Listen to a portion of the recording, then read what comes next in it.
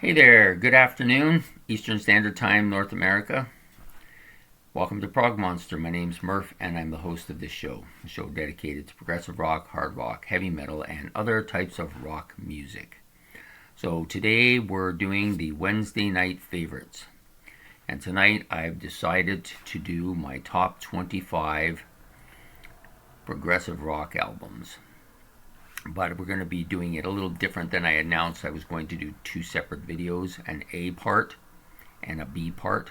I decided to combine it into one episode, and what we're going to do is I'm going to do my top 15 favorite progressive rock albums that I've had or listened to for more than 15 years now.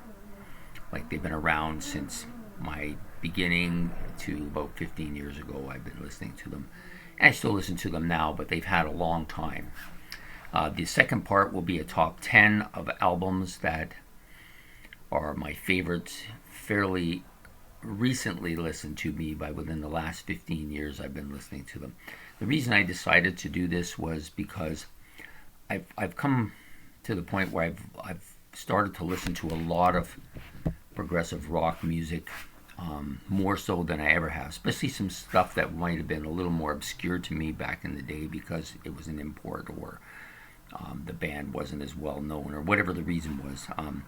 When I was younger, especially, I only had limited funds, as you might imagine, and so I put my money into basically three things: comic books, music videos, not music videos, albums, and junk food. Okay, so those were the three things I bought a lot of as a teenager. And so albums I had to choose, and I basically chose the ones that were more frontally observed. So you go into the record store, you know how it was in the day, and you'd see the best new albums out, and those are the ones I looked at. There was no point in going and looking for the obscure stuff because I simply didn't have the money to pay for that stuff. It was a little more expensive too because it was usually imported. So such is the state of music at that time for me, and the reason why some of these bands have only started to come to life now for me. So I wanted to kind of paraphrase this so people don't think that I'm not giving a fair shake to these albums. They should fit in with those ones, or why didn't you listen to this back in the day, or this or that. Whatever the reason was, those are my reasons: money and age, and the availability of the albums in that time period. Right up till about 15 years ago, and I had other reasons. I was married, had kids and stuff going on, and didn't have time for all of that. So it's only been in the last decade or so, really, that I've started to get really back into music in a big way. And of course, my favorite music was always progressive rock. So most of the newer stuff I've been listening to has been progressive, and a lot of it I like quite a bit. But I don't think it's fair to put that up against stuff I've been listening to for 40 years. It's going to come second no matter what. No matter how good it is, it just takes a long time for these things to build, especially progressive rock music. It takes a lot, a lot of albums require a lot of attention before they actually start to build on you. So having said all that, I'm hoping that people will take that into consideration when they're making comments or, whatever. So I'm hoping that you'll understand that anyways. So we're going to do this pretty much traditional way for me, which is from my least favorite to my most favorite. And the same with the second part, from the least favorite to my most favorite. Now the second part, some of these albums are much closer and are changing daily because I'm listening to them now currently, a lot of them. Some of them I've had for a few years, but for the most part, most of them are relatively new.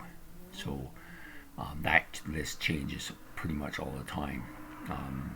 The original 15, though, are pretty cemented.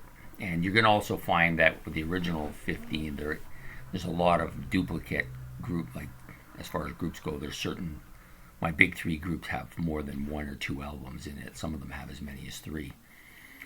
And that's because that's the groups I listened to, and they were my favorite albums. And I decided to go with my favorite albums as opposed to doing what some people I see do, where they'll pick their favorite album from 15 different groups and rate them that way.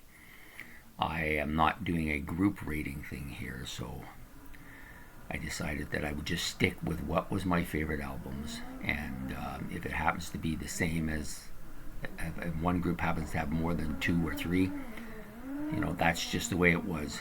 So, anyways, enough of this paraphrasing. Let's get on with the show, as they say. Okay, so we're gonna start with the top 15 favorite from groups I've been listening to for longer. Well, again, from albums I've been listening to longer than 15 years.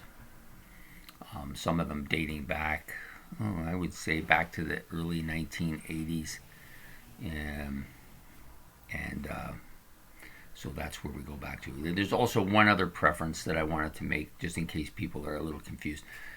I tried to stick to progressive rock albums that are primarily progressive rock albums. Like 80% of it is what I would call progressive, and they may have other elements in there.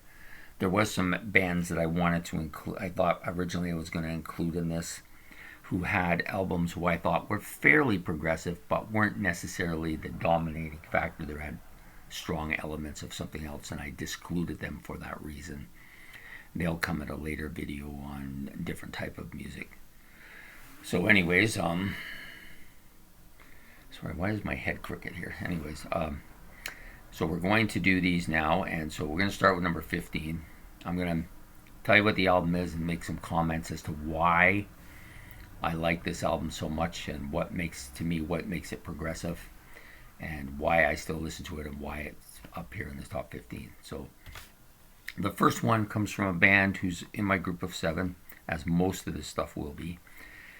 From this, and it's an album that's fairly it's probably their most well-known album, certainly their most popular overall, but I don't necessarily think it's my favorite of their albums.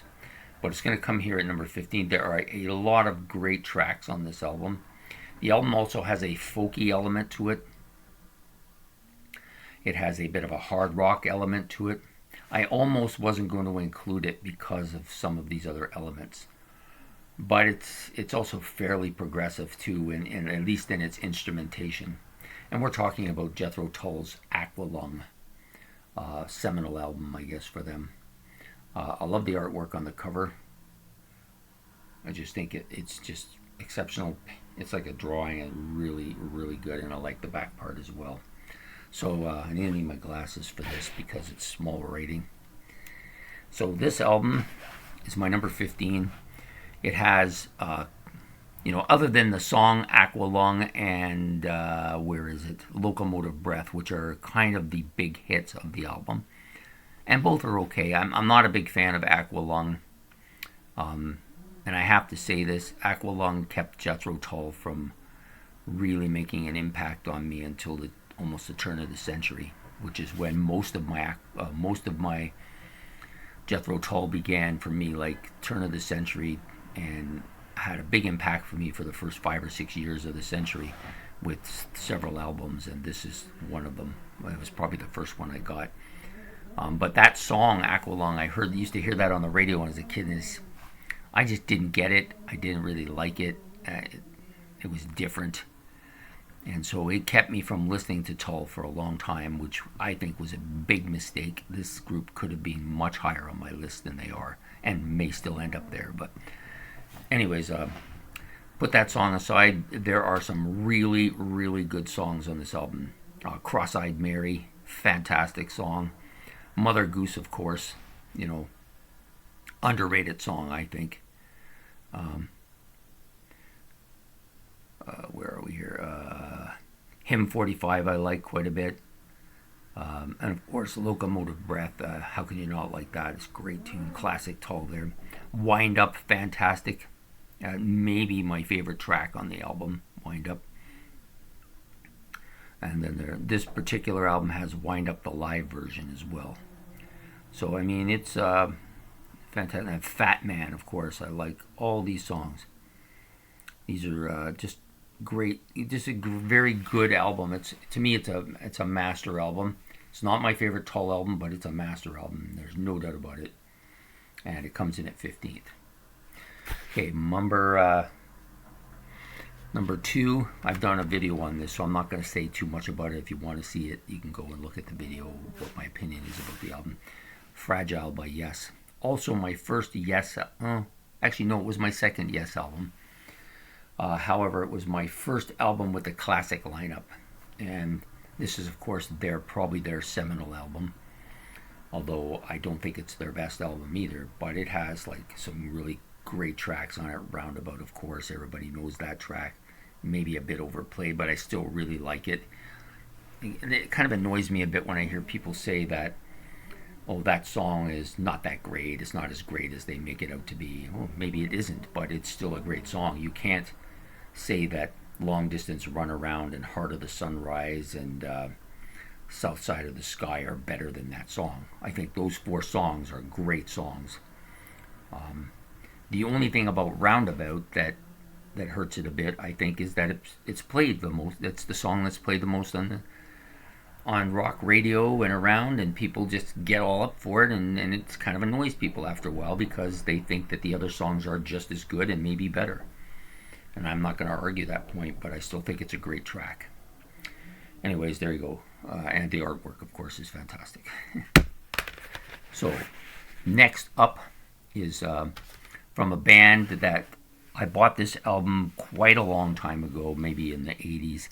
I've had this disc, and it took a great deal of time listening to this before I began to actually appreciate 2 things. The way in which it was done, and also the instrumentation on this. I think I didn't give them much credit early on. I just kind of dismissed it. I didn't think much of their musical instrumentation at all. But because my ear is more tuned to it, and I've been drumming for a long time, and I'm now playing guitar, I start to notice things that I missed before. And these guys are top shelf when it comes to musicianship. The albums are well constructed. This one's well constructed, maybe not as well constructed as some of the others, but it was my first one, and I really like it quite a bit now. It's really grown on me. Album cover aside, they could have given it an original cover instead of throwing the other one on there like they've had this on that first album too. So we're talking about Gentle Giant's 3 Friends. That's a pretty neat picture there, and there's nothing wrong with this cover. It's on their first album as well. It's just weird. Anyways, a lot of good stuff on here. The guitar and the keyboards, I think, are top shelf for this group. Phil's bass playing is really good too. I like the drumming as well. I just think the other guys are just a little bit better in their instrumentation, but overall, really solid album. Okay, moving up to number 4. Now, number 4 was an album I had originally, and I got it in tape as well.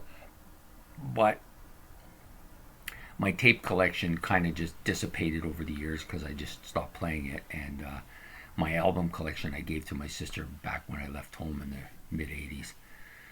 And so I don't have the album. I keep looking for the disc, and I know it's out there, and I'll get it eventually. But we're talking about an album that I listened to quite a bit when I first got it. I haven't listened to it a lot, but it's still a really good album. That's A Script for the Jester's Tear by Marillion. My first introduction to Marillion. Now I know they have lots of other really good stuff too, and they're on my list of stuff to get into. You can only get into so much at a time, though. I don't know how much listening time people have, but mine is kind of limited, so I try to listen to as much as I can. Various types of listening techniques. One, I like to listen when I'm cleaning. Other times I like to listen while I'm doing stuff at the table. And then there's the times where I like to sit in my chair and just sit there and listen to the albums. Or I listen to them via the headphones, which I like to do at the end of the day too. So, but again, there's only so much time, right? So anyways, the number 11, or number 12 for me, is Script for the Jester's Tear by Marillion. Great album. Now we move up to number 11, an album that is grown on me and continues to grow on me. I never get tired of it, and originally I didn't really over care for it because there was no Rick Wakeman on this album, so nobody's Rick Wakeman, so I didn't want to listen to it. But I've grown to appreciate a lot of stuff about this album. Of course, we're talking about the Yes album. I've actually done a video on this too, so I'm not going to say too much other than album cover's not all that inventive, but it's not bad. Very 60-ish. So. But the songs, Yours Is No Disgrace, Starship Trooper, The Clap, The Venture, Perpetual Chains, and then this one comes with, and I've seen All Good People. It really doesn't sit well with me because I don't really think of it as being a kind of typical Yes song. So, but, I mean, it was popular, but that's about it. This has bonus tracks. They have the Your Move, the single version, which was the version that was released as a single, and Starship Trooper, Life Seeker single version, and then The Clap, which also was a studio version. So if you listen to the album, you'll see that The Clap is played as a bit of a live version. Anyway, so this particular one has those bonus tracks. Pretty good album. Anyways, that's my number 11. Number 10 is an album much maligned in its day. A lot more people seem to be more forgiving of it now and recognize it for the truly great album that it is. I'm going to take these off because I won't need it to see this. And we're talking about Rush's Caress of Steel. To me, this is a very underrated album in their catalog. I know it's getting a lot more attention now because of Rush, because of Neil Peart's passing and all that. People are starting to pay more attention. The album is pretty well done. I don't think it's as smooth flowing as some of the other albums, but I mean, other than I Think I'm Going Bald, which is a bit of a weak filler, the rest of the album, the songs are like, to me, off the top charts. Like they get 80 to 90 ratings. Bastille Day, Lakeside Park, which is my personal favorite Rush song, The Necromancer, which is great, and the best part about Necromancer is it has references to parts in Toronto where I'm from, so I kind of have this kind of feeling like I know what they're talking about. Like I feel like I'm right there. And the same with The Fountain of Lambeth. It's just another really, of Rush's 3 20-minute songs, this one doesn't get mentioned as much, but it's just as good.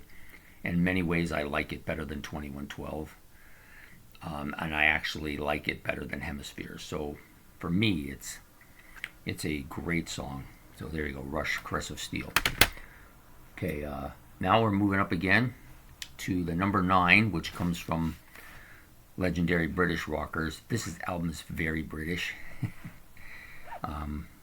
It comes from the Peter Gabriel era of Genesis, and has two of their very best songs of all time, which is Supper's Ready and Watchers of the Sky. The good thing about Genesis at that time is the songs that were big were also very representative of their music. This is something you don't always see this with big groups. Sometimes the stuff that they make as their bigger hits aren't necessarily representative of them as a band. That's not true in this particular album. Watchers of the Sky and Supper's Ready are great. This also has like Timetable, which is really good. I like that a lot. And Can Utility and the Coastliners, which is one of my favorite Genesis songs. Doesn't get nearly as much attention, but it's just a fantastic song. Rates up there, right with Watchers of the Sky and Supper's Ready, if you ask me. And I like the little guitar bit by Horizons, which leads right into Supper's Ready. And Steve Hackett didn't get his due with this band, and he deserves more credit than he is. I think he's one of the very best guitar players of his era. Thank you for that. So now we're going to move on to number 8, which again brings up Rush. An album that, again, like Caress of Steel, has grown on me over the years. Another album, but unlike Caress of Steel, I liked Caress of Steel from the beginning. Even though people didn't like it, I liked it right away. This album, I didn't like it right away. It was a little bit, maybe my underdeveloped brain couldn't appreciate some of the complexity of this album, and I found it a little stark at first. I mean, I immediately liked Circumstances. That was, to me, a very accessible song. So I liked that. For a long time, that was the song I listened to. And then, because sometimes I wouldn't get to the stereo in time, Trees would start to play. And then I started liking that a lot. And then once I started liking this album, once La Villa Strongato started to get into me, then I liked those three songs. But for the longest time, I wouldn't listen to the A side, I guess it was, with Hemispheres. I just didn't like it. I thought it was an attempt to do something that was beyond their grasp, and I didn't really appreciate it. Judgmental, But that's changed over the last decade. It's become one of the songs I like a lot. So I now listen to this entire album. And this album has, since I started listening to that song, become a master album for me. Just a great, great album. Okay, now we're moving up to number 7. And number 7 and number 8 flipped around at the last minute. And I'm not really sure why. I think it was because I think I've just been listening to this a little bit more lately. That's pretty much all it is. And that's this song, the album Dark Side of the Moon. People consider this to be a seminal album for Pink Floyd. One of the biggest albums in the history of rock music. Whenever they're citing great albums or great progressive albums or albums that were influential or anything like that, this album is always cited right near the top. And it's understandable. Every track on this is really good. I'm not going to say too much about it because I did do a video on it. Just I really like a lot of the different sounds on here. And I have to say this, I don't really have a great favorite on this album. I like the whole album. To me, it's almost like one song in some ways. I know it isn't, but I guess if I was put under the gun and had to pick one, I would probably choose Time, just because it's a classic. The guitar on that is off the charts. So there you go, Pink Floyd's Dark Side of the Moon. Gotta like that. Okay, next up, number 6 is another Rush album. How many is that? Well, I think it's only 2, actually. I thought it was more. Anyways, this is the kind of predecessor to Hemispheres. Oh, actually, there's 3. I did do, I forgot that I had Crest of Steel and Hemispheres in there. So this is number 6, Farewell to Kings. Farewell to Kings is a bit of a funny album for me. I love the art. I love the whole sound of the album, like the whole kind of classical acoustic bits to the album and all the different noises. This was probably one of the first, if not the first album that they did a lot of that stuff on, and it ranged very well. The best songs on this album for me, Xanadu, Farewell to Kings, and Cinderella Man, are all top shelf Rush songs for me. The other 3 songs, Close to the Heart, overplayed. I hope I never hear it again. But I do listen to it if it happens to be on. Mad Rigel, another song I haven't warmed up to a lot. Cygnus X1 is a bit of a different song. I didn't initially like it even. That's what kept this album further down in my Rush rankings. But it's grown on me since I've seen it more recently live on videos and stuff like that. And so it's now become probably my 4th favorite on the album, and it's continually moving forward, and I do listen to it quite a bit. So Farewell to Kings, to me, it's another master album by a master group. Okay, now we're getting into the top 5. The top 5 here, I'm looking at them, and the next 3 could switch around anytime. The top 2 pretty much set and have been that way for a while. There was some albums that are ahead of them in my all-time list that I actually thought about including because they have progressive elements, but I don't think of them as progressive albums. So my criteria for it was, if I don't think of them as progressive albums, I'm not going to put them in. So now we're talking about another Genesis album. This one, number 5 on my list here, Selling England by the Pound. I did a video on this recently, so I'm not going to say too much about it. But it's got a lot of really good songs on it. And the best songs are all the longest songs, which is typical of Genesis in that time period. They just had some really solid instrumental and greatly executed songs. My favorite on this is probably Cinema Show, but there's a lot on here to listen to. This is a really well-crafted album with a lot of really good Moog synthesizer and a lot of really good keyboard parts on here. The only unfortunate part is I think that Steve Hackett was drowned out a bit, wasn't allowed to be explored as much, and that's unfortunate because, again, another great guy, a great guitar player. Thanks. So now we're going to go to my number 4, which is also from Genesis and has been my number 1 Genesis album and the one that introduced me to the group. Well, actually, no, it didn't introduce me. There was another album that introduced me to the group, but this one took it to that next height and has been my favorite Genesis album for probably in the range of about 40 years now. Although it's been challenged by Selling England by the Pound and Foxtrot over the last decade or so, but Trick of the Tail. Coincidentally, it's the one album that Peter Gabriel did not sing on. This is the Phil Collins vocal album, which this was the first, this and Wind and the Wuthering were the first 2 Genesis albums I owned, so for me, that's what Genesis was. So I had to get used to the idea that Peter Gabriel was the classic Genesis vocalist, and once I did, it's not been a problem, but initially I compared him to Phil Collins, and I think overall Phil Collins has a much stronger vocal voice than Peter Gabriel, but Peter Gabriel has a unique sound that is unlike anything else, and to me he is just great. I just love his vocals, but initially Phil Collins was more accessible, I guess is the word. This album is fantastic.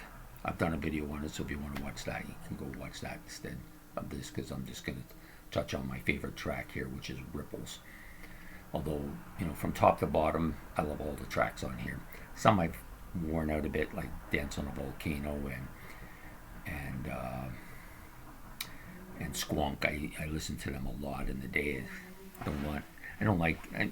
just don't get up for them as much as I used to, whereas Ripples I always have, and Entangled has become more of a song I listen to now than I used to. So there you go, Trick of the Tail. Top 3. The next one could switch around with the last 2, or at least with the Trick of the Tail, and originally Trick of the Tail was higher than this, but this album just continues to get stronger with me as it gets longer. It's of the albums I have here, most of them I've been listening to for 30 plus years. This one, not as much. I started listening to this album for the first time back in 2006 when I first was in the driving back and forth to work all the time. I started listening to this all the time. 2005, 2006, around there. And I instantly loved the album, and it stayed that way, and I just knew it was going to be a classic for me forever. And this is my favorite Jethro Tull album, Songs from the Wood. Just every track on this album. Again, I debated whether to include Jethro Tull on the progressive side, but there's enough progressive elements in here, and I tend to think of this as a progressive album from a musical standpoint. But there's also quite a bit of folk on here. There's quite a bit of instrumentation. There's some hard stuff on here too. Like, this is a pretty hard album, but it has a lot of really solid vocal parts too. I really think Ian Anderson is underrated as a vocalist. He's just great. So here we have Songs from the Wood, Jack in the Green, Cup of Wonder, Hunting Girl, Ring Out, Salsa's Bells, Velvet Green, The Whistler, Pip Rock, A Cap in Hand, and Fire at Midnight. I love them all. They're all great. Some I like more than others, but this is a great album. If you ever looking for a folky, heavy kind of proggy album, this is the one. Okay, the next one is my first ever owned album by this group. I had listened to some of their previous stuff, but this was the first one I actually purchased for myself. I had it album form,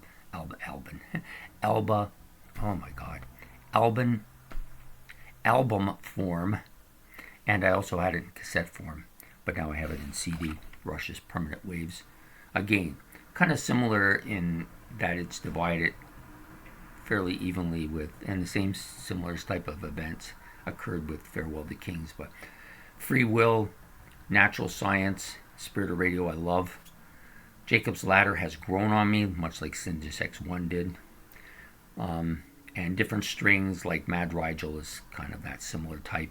And I don't really care too much for Entre Nous anymore. It's this kind of same thing with Closer to the Heart. They're both more accessible, but they just didn't have the longevity.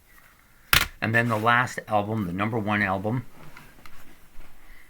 is Close to the Edge. Never was a doubt it was going to be number one. 3 top shelf songs, a top shelf album. I love the instrumentation. I love every single thing about this album. I know some people say they could have done a better job on the cover, but you know what? I like that kind of cover. It's kind of mystical. I like it. So that's it for my top 15 progressive rock albums that occurred 15 years or earlier, that I've had for at least 15 years. I'll just go over them briefly again in their order. Close to the Edge, number 1. Permanent Waves, number 2. Songs from the Wood, number 3. Trick of the Tail, number 4. Selling England by the Pound, number 5. A Farewell to Kings, number 6. Am I right? Yeah. Dark Side of the Moon, number 7. Hemispheres, number 8. Foxtrot, number 9. Caress of Steel, number 10. The Yes album, number 11. I think there's a bit of a pattern going here. Gentle Giant's Three Friends, number 12, I think. 13, sorry. The last one. Oh, I missed the script from The Jester's Tear because I don't have it. So that falls in between the Yes album and this last one, Three Friends. And then Fragile from Yes. And lastly, Jethro Tull's Aqualung. So there you have it. Those are my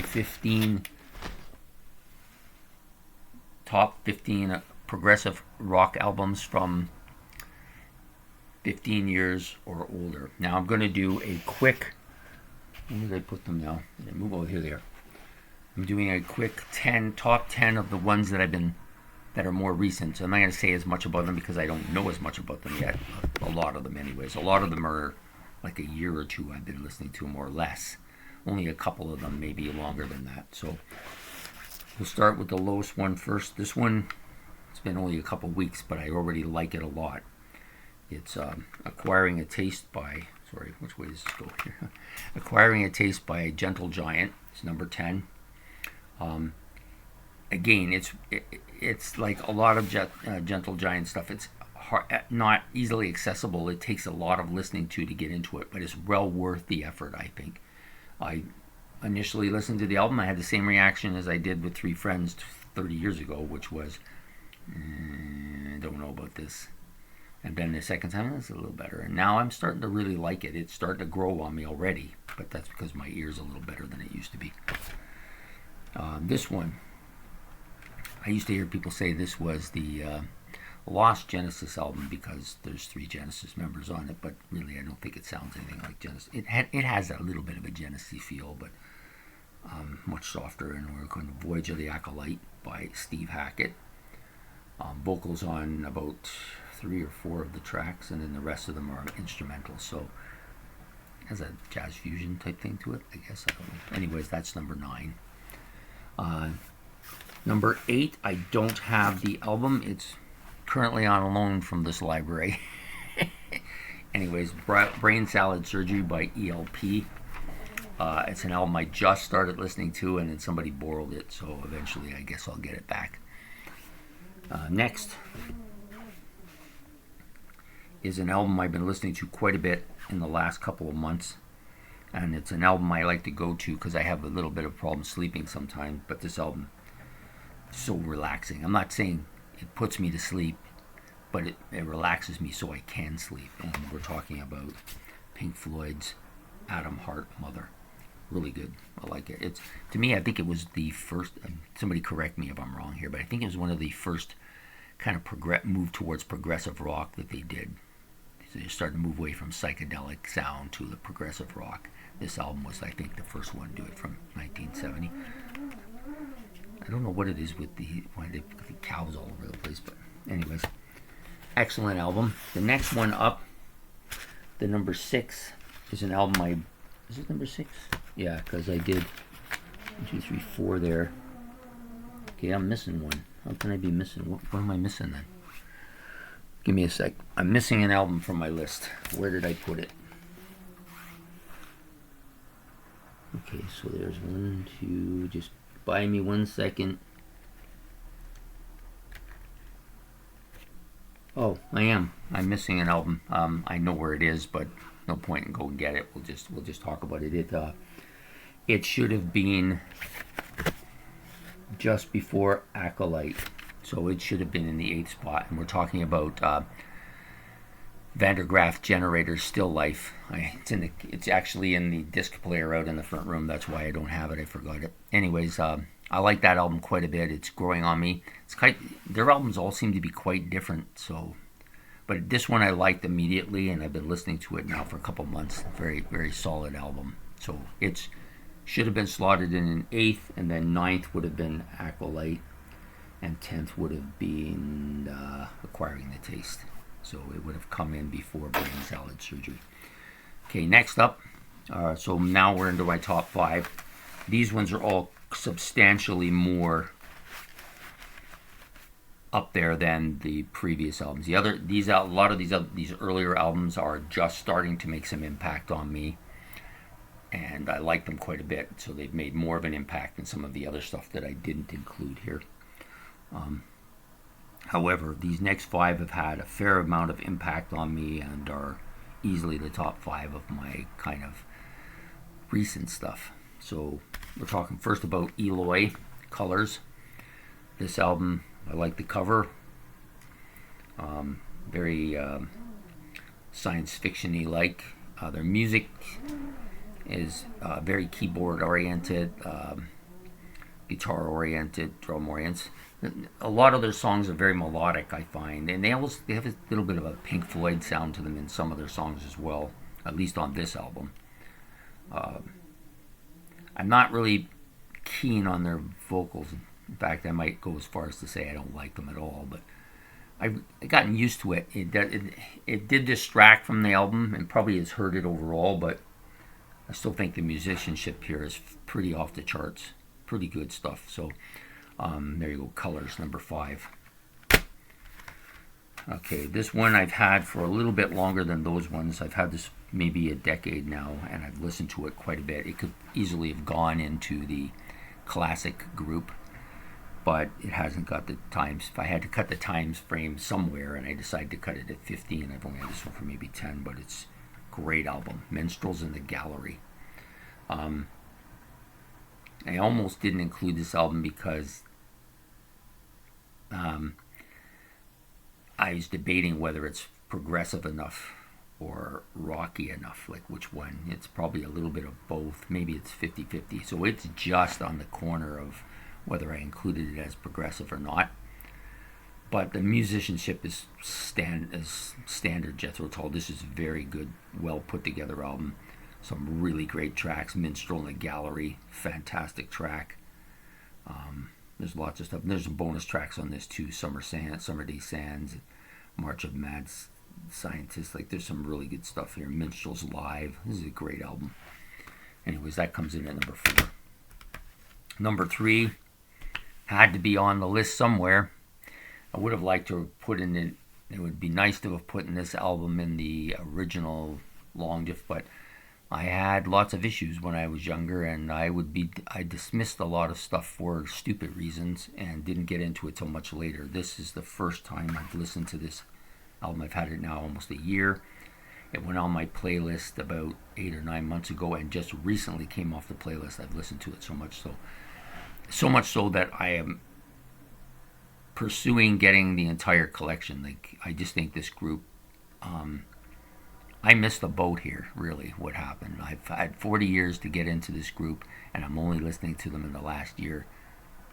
That's a problem, right there. So, but, there's never, like they say, it's never too late. And so I've studied a lot on there, and they've got a lot of really good albums that I'm looking forward to listening to. But this one was great. Definitely number 3 on my new list. Now the last two, one I've had about 12 years. The other one came with King Crimson, but is, to me, just blown me away. And I love this band. They've taken right off with me, and I think one day they'll be a group of 8. If I think that's what's going to happen. So, anyways, the number 2 one is Animals by Pink Floyd. I've had this album now about 12 years, 13 years. I've listened to it a lot. I actually think it's better than Dark Side of the Moon. It's more of a favorite. It could have easily put it in the top. It would have made the top 6 or 7 of my original 15 or over. But I've only had it about 12 years, so I had to make a cutoff line somewhere, and it just didn't quite make that cutoff line, but could have easily done it. So number 2 here. And then, of course, my number 1 was not in doubt, really. It surpasses Animals, which I didn't think going to happen, but I love everything about this album. I love all 4 tracks. 4 tracks, comes with a double album, Nectar's Tab in the Ocean. It has the original version, the US mix version, and then there's a bootleg album of live stuff on here. And they're quite heavy. I wasn't expecting them to be so heavy. They're quite a heavy band, but their keyboard and their guitar and their drums and their bass are all really good. Musicianship is really good. I used to think they were German, and I discovered that they're actually British. They just started in Germany. They never really made it big over here, so they would have been, well, they never made it big when I was growing up. So they would have been in the import section, which I stayed away from because I just didn't have the kind of money for that. So that's, to me, the reason why they never took off with me. Otherwise, they'd already probably be one of my favorite bands. And they're going to be eventually anyways. I've now been listening to a couple more of their albums that are in my playlist. This one just came out of my playlist to make room for others, right? But it's a fantastic album. I love it. Anyways, there you go. There you have it. So the second group, this is going to be a quick thing. The top 10 of my top 10 favorite progressive albums that I've been listening to for less than 15 years. Kind of a long thing to say, but I think you kind of understand where I'm going with this. So number 1, Tab in the Ocean by Nectar. Number 2, Pink Floyd's Animals. Number 3, Court of the Crimson King, In the Court of the Crimson King. Number 4, A Minstrel in the Gallery, Jethro Tull. Number 5, Eloy Colors. Number 6, did I get this? Atom Heart Mother. I just want to make sure I didn't put it in the wrong spot. Number 7 is On Loan, Brain Salad Trilogy by ELP. Number 8 is Still Life by Vandergraaf Generator, which is in the playlist. It's in the playlist, but the album is actually in the cassette player. Okay, number 9, A Voyage of the Acolyte by Steve Hackett. And number 10,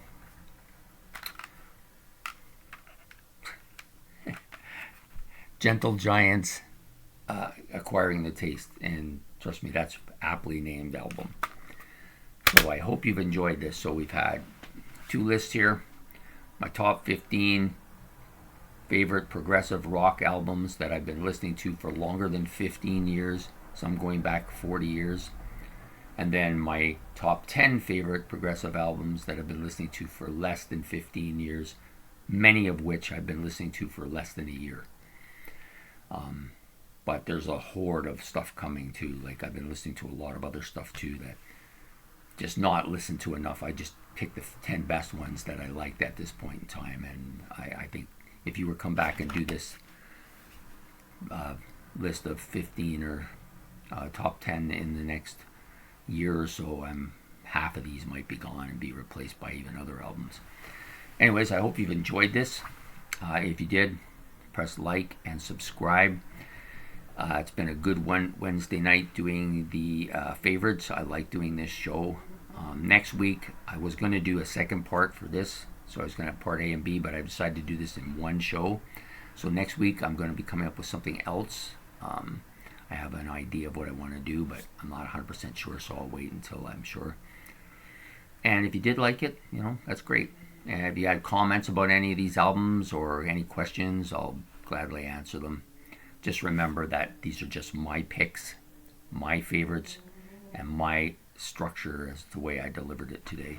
And I hope that I've been fair to the albums as I tried. That's the reason I split it, was I wanted to be fair to them. And I hope that you have a good day.